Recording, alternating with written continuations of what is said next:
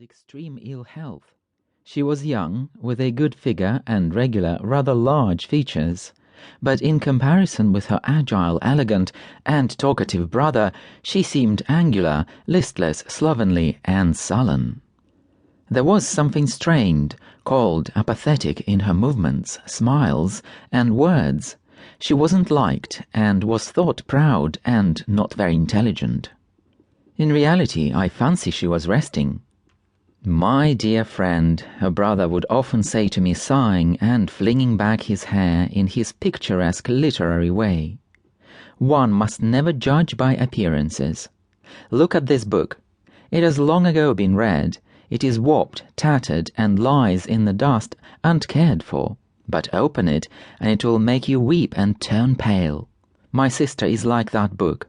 Lift the cover and peep into her soul, and you will be horror-stricken." Vera passed in some 3 months through experiences that would have been ample for a whole lifetime. Vladimir Semyonich looked round him, took me by the sleeve, and began to whisper. "You know, after taking her degree, she married for love, an architect. It's a complete tragedy. They'd hardly been married a month when her husband died of typhus.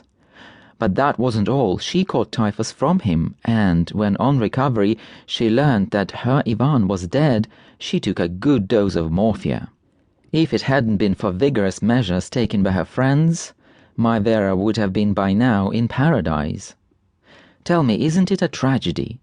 And is not my sister like an ingenue who has played already all the 5 acts of her life? The audience may stay for the farce, but the ingenue must go home and rest." After 3 months of misery, Vera Semyonovna had come to live with her brother. She wasn't fitted for the practice of medicine, which exhausted her and didn't satisfy her. She didn't give one the impression of knowing her subject, and I never once heard her say anything referring to her medical studies. She gave up medicine, and, silent and unoccupied, as though she were a prisoner, spent the remainder of her youth in colourless apathy, with bowed head and hanging hands. The only thing to which she wasn't completely indifferent, and which brought some brightness into the twilight of her life, was the presence of her brother, whom she loved. She loved him, himself, and his program. She was full of reverence for his articles, and when she was asked what her brother was doing, she would answer in a subdued voice, as though afraid of waking or disturbing him, "He's writing." Usually, when he was at his work, she used to sit beside him, her eyes fixed on his writing hand. She used at such moments to look like a sick animal warming itself in the sun. One winter evening, Vladimir Semyonich was sitting at his table, writing a critical article for his newspaper.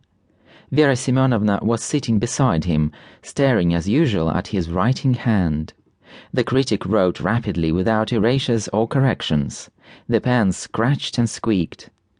On the table near the writing hand there lay open a freshly cut volume of a thick magazine containing a story of a pleasant life, signed with 2 initials.